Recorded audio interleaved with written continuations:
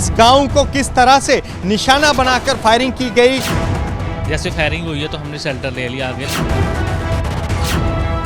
इतनी अंधाधुंध गोलीबारी कि रिहायशी इलाके दहल गए, मकानों को नुकसान पहुंचा, दीवारें छलनी हो गई, लोगों को बदहवासी में घर छोड़कर भागना पड़ा। जम्मू के अरनिया सेक्टर में बीती रात अंतर्राष्ट्रीय सीमा के नजदीक पाकिस्तान की तरफ से लगभग 7 घंटे तक लगातार फायरिंग की गई। पाकिस्तानी रेंजर्स ने रात 8 बजे से तड़के 3 बजे तक अंधाधुंध गोलीबारी करके भारतीय पोस्ट और रिहायशी इलाकों को टारगेट किया।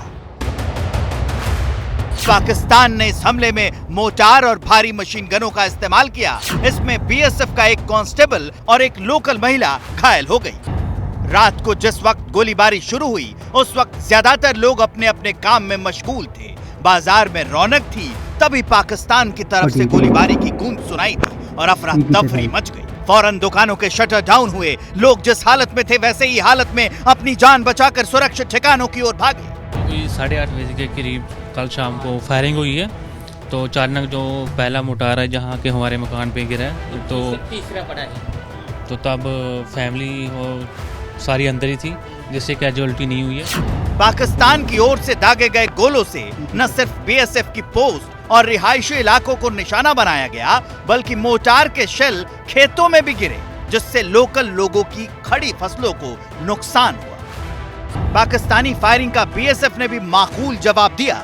वैसे अंतर्राष्ट्रीय सीमा के नजदीक होने की वजह से अरनिया सेक्टर में पाकिस्तान की तरफ से इस तरह की गोलीबारी की हरकत कोई नई नहीं है, लेकिन पिछले करीब 3.5 साल से यहाँ बंदूकों की गर्जना पहले के मुकाबले कम हो गई, क्योंकि भारत और पाकिस्तान दोनों देशों ने सीज फायर पर सहमति जताई।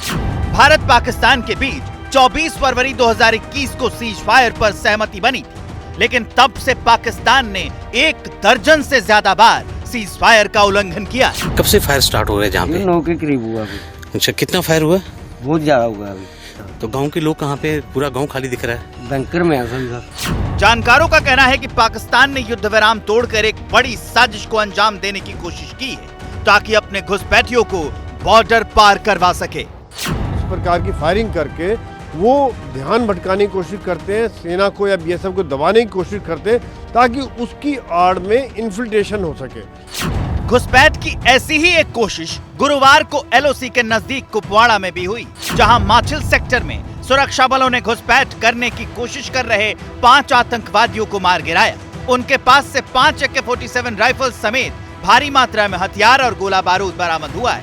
You all have been witness to the continuous attempts of infiltration being made from across the line of control.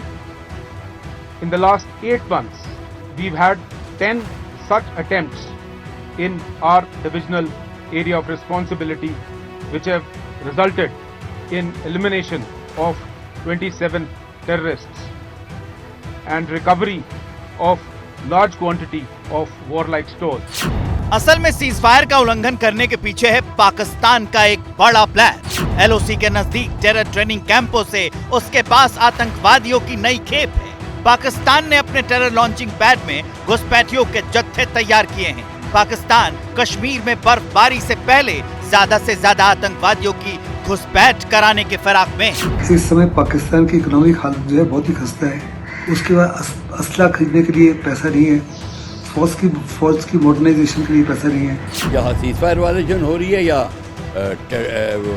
Terrorist infiltrated आ रहे हैं, एज पर दोनों ही अभियान पाकिस्तान आर्मी करा रही है और ISI करा रही है। यानी पाकिस्तान अपने हरकतों से बाज नहीं आने वाला। पाकिस्तान के खुद के अंदरूनी हालात भले ही बदतर हो गए हैं, लेकिन अब वो भी जम्मू कश्मीर में आतंकी वारदात करने और अशांति फैलाने की साजिशों में लगा है। पता नहीं उसे एलओसी पर 2016 की भारत की सर्जिकल स्ट्राइक और 2019 में बालाकोट की स्ट्राइक वाला सबक याद है या नहीं। जम्मू के अरनिया सेक्टर में अजय बाचलू के साथ ब्यूरो रिपोर्ट ABP न्यूज।